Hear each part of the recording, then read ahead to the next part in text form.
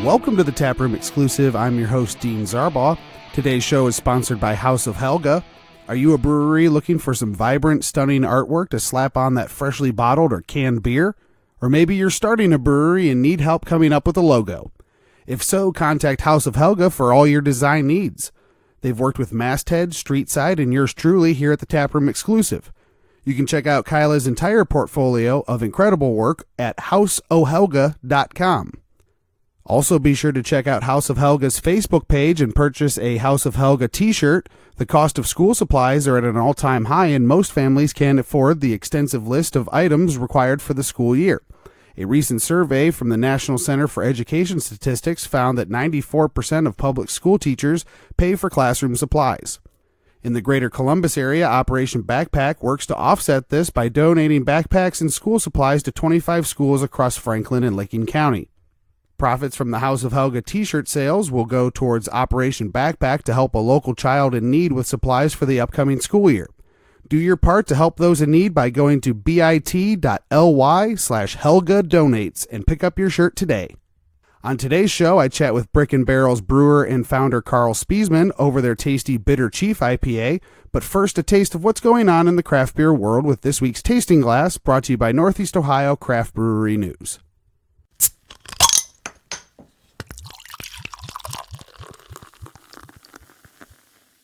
Per Rick Armon at Ohio.com, it looks like Craft by Jolly Scholar, the planned barbecue, barrel-aged, and wild beer spin-off of the downtown Cleveland, Ohio brewery, isn't moving forward. The city of Richfield won't approve a zoning variance for the location. For more information, you can check out Rick Armon's article over at Ohio.com. Rick also has the scoop on the Dayton Brewery Alliance IPA release. Per Rick, the beer will be called #Dayton Strong IPA. 100% of the proceeds will go to the Dayton Foundation, which is helping people affected by the tornadoes that passed through the Miami Valley earlier this year. For more information, you can check out Rick's article on Ohio.com. Per Rob Tittle of Northeast Ohio Craft Brewery News, Rhetoric Brewing Company, a winery, cidery, and meadery in the small town of Richwood, Ohio, appears to be jumping into the beer game as well, filing for an A1C license this week. Other new applicants in the past few weeks include Whetstone Beer Company, which plans a 15-barrel brewery inside the old Clintonsville Outfitters building in the Clintonsville neighborhood of Columbus, and Funky Turtle Brewing Company in Toledo, Ohio. But the big news of the week was that Platform Beer Company has been purchased by AB-inBev, owners of Budweiser. The reaction online is a mixed bag, with some praising the team for being successful enough to be able to sell their business, and others chastising them for quote-unquote selling out. No matter what side of the fence you fall on, this is huge news and could send a ripple effect throughout the industry. Mark Bona has a couple articles up at cleveland.com going more in-depth with the brewery. You can give them a read if you're interested in learning more. What are your thoughts on the platform announcement? Weigh in on this post at facebook.com/thetaproomexclusive. All right, my interview with Karl Spiesman, brewer for Brick and Barrel in Cleveland, Ohio, is up next after this tune, Bully, by Black Pistol Fire.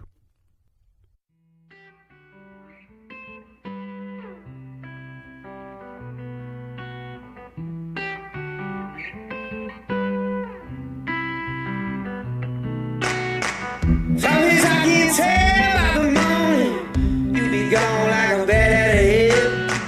Sometimes I've been told you're nothing but a stone cold stepping stone. Bet you never thought that I could be the one to let you down. So go and use me up. Every line you cross is another one to bear, but deep down I like it when you play too rough.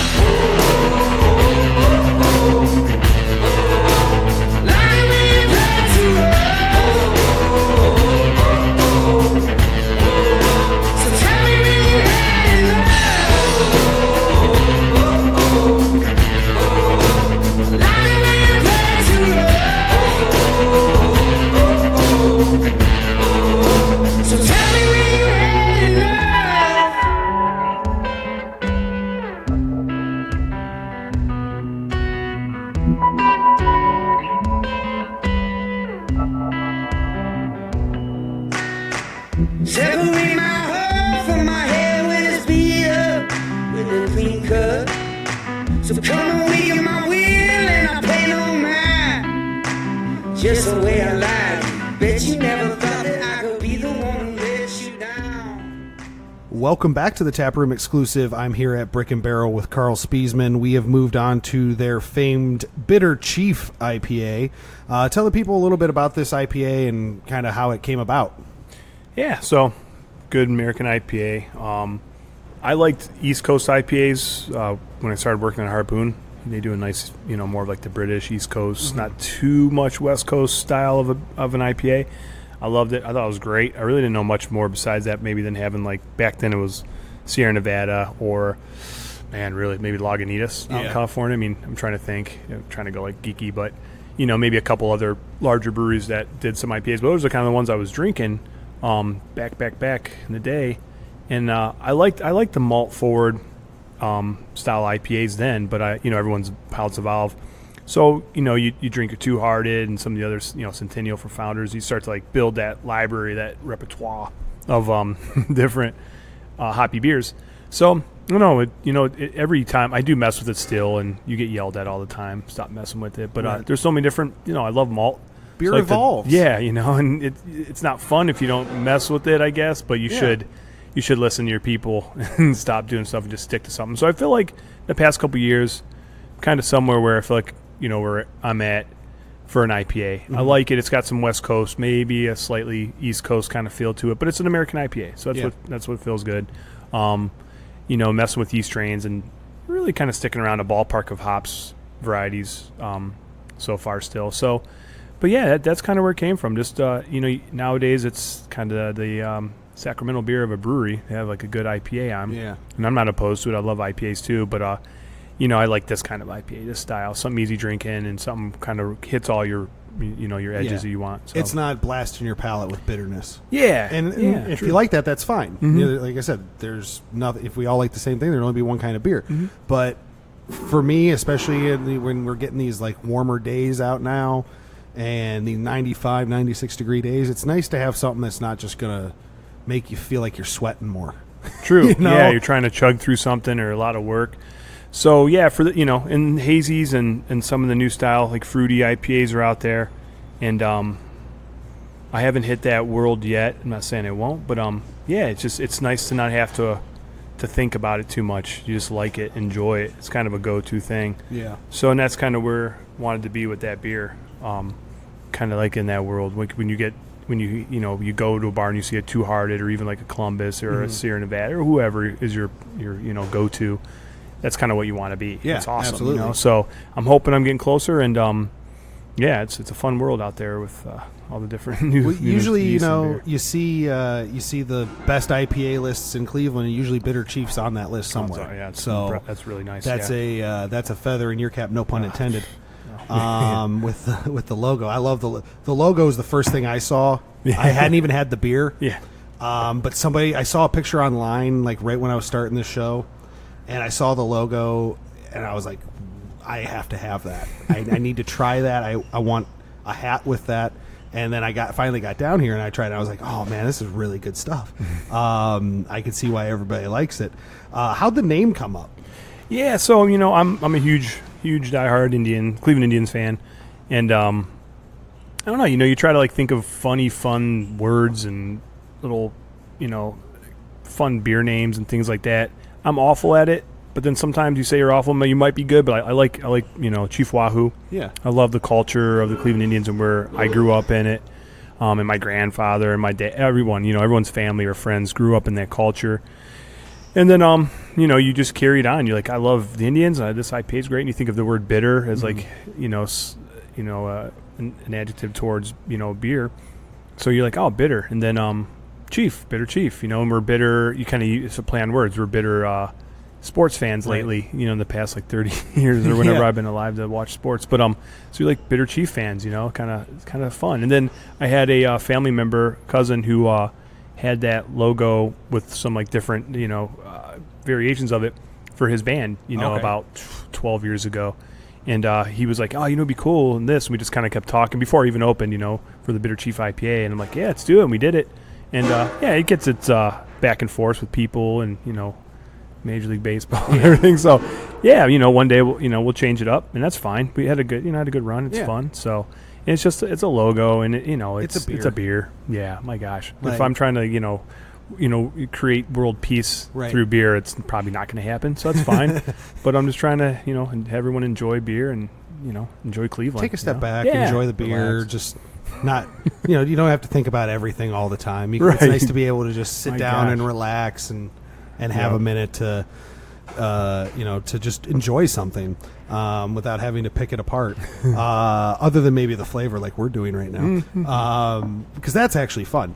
But yeah, I mean, like you say, this isn't it isn't that bitter bomb. It isn't the hazy, more fruited style. It's got a nice middle ground of, you get the hop profile, you get a little bit of that citrus, and then it just finishes really smooth.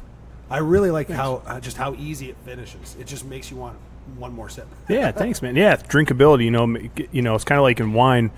See, I'm going to wine, but you drink a good Riesling or a good white, and usually it's because there's something in it that makes your jowls kind of drool up a little bit, so you want another sip. And that's a good beer to me, like something that's going to thirst quenching, easy drinkability.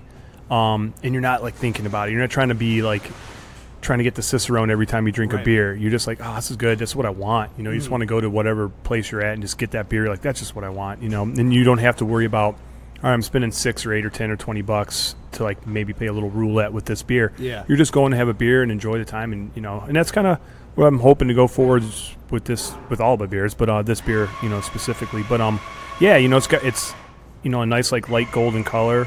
It uses the main C's and then a couple other ones sometimes, depending on any given day or hops that are available. But yeah, like a nice Kali yeast strain, American yeast strain, and it's fun, man. Yeah, good malt profile, So yeah, nice balance of the malt. It's not good. It's not too one way or the other. There's a nice, you get a little bit of both. And I know there's some people who are like, malt doesn't belong in an IPA or whatever. Again, if you like it, it belongs there. So just might not be your thing, but yeah, this is a nice balance between the middle of all of that. Gives you the best of both worlds.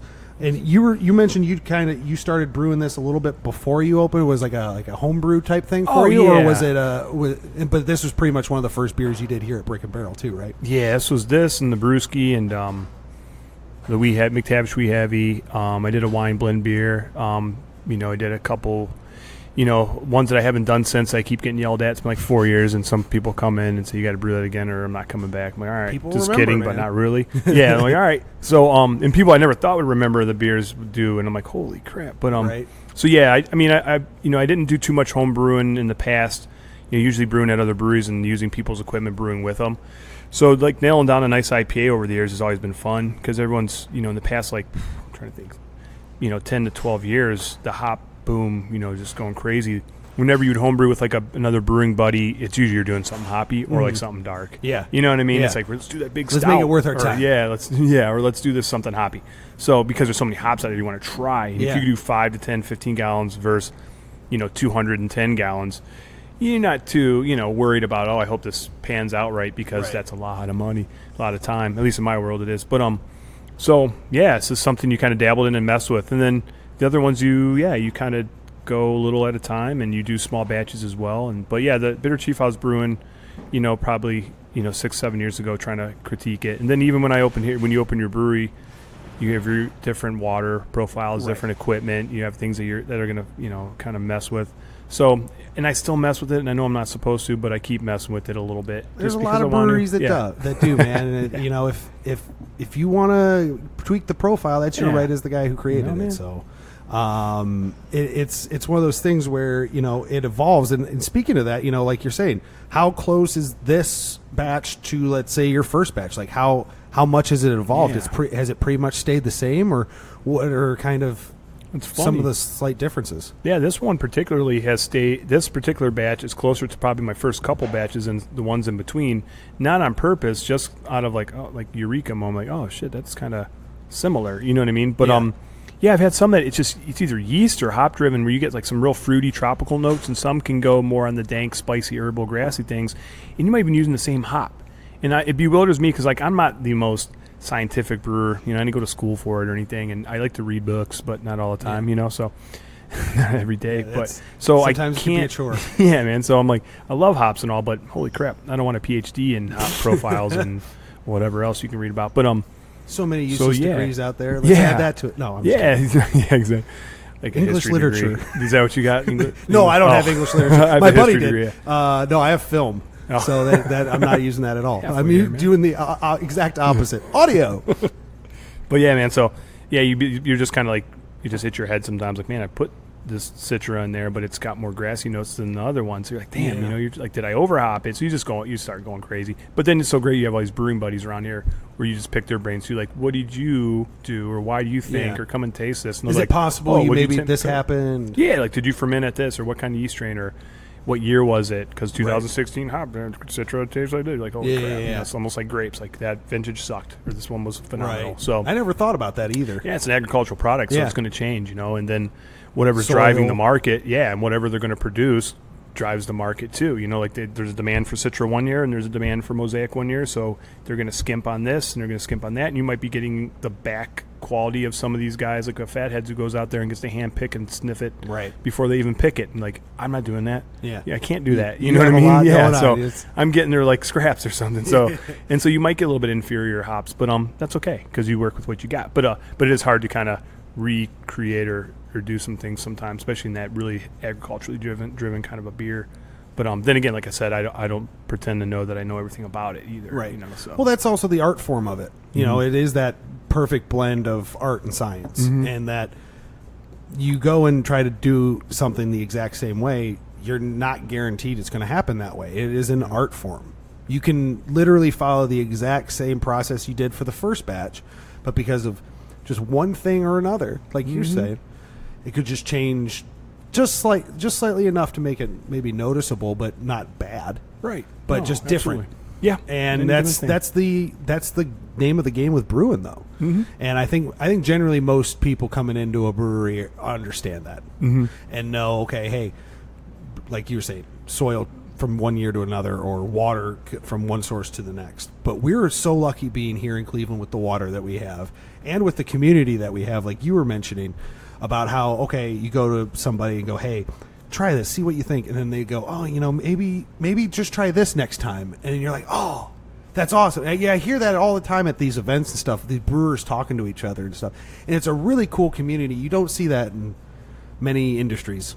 Yeah, no, it's pretty unique, and that's something I kind of really learned throughout the past, like, I don't know how many years, like 17 years or whatever of working in wine and beer, is that it's a tight niche, harmonious competition. You know what I mean? And because it's a small industry, even though it's funny how communities look at it, they'll go like, oh, another brewery, and you're like, really? I mean, there's like 13, Right. and there's Yeah. like 1,300 restaurants. Yeah. You need food. You don't necessarily need beer. But it's nice to have. That's nice to have, and it was kind of like the turn of the century where there was more, like every restaurant had a Yeah. brewery almost. You know Yeah. what I mean? Every pub made their own beer. So it's kind of funny. You just hit your head and you're like, why is that such a bad thing? Or why is it like a taboo? But so, and it's funny. Just that's just how It's it nice is. to just see funny. places that didn't have it before get it and see what can come in around it. You Yeah. know, like I live out. My parents live out in South Lorain County, and Wellington's getting a brewery.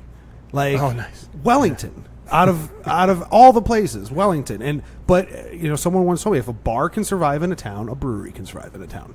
No doubt. Yeah. Generally, Right. Generally. But Wellington wasn't the town I was necessarily thinking. Nothing against Wellington, but it's just not a craft beer sounding town. I grew up there and all that. It's not. It doesn't seem like that. But then you put it, and then it's sort of like Field of Dreams. If you build it, they will come, and you find out kind of.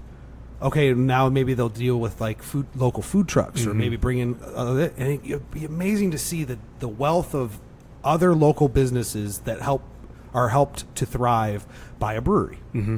No, yeah. If you can marriage all those different markets and your food and any kind of fun, maybe you have artists up on the wall, or they do yoga. Yeah. It's so much fun that no one goes to a restaurant and does yoga and puts art, and sometimes maybe they do, but that's what they look at as a small brewery tap, or even a larger one, as a social environment where you can utilize it and enjoy the craft when you're done.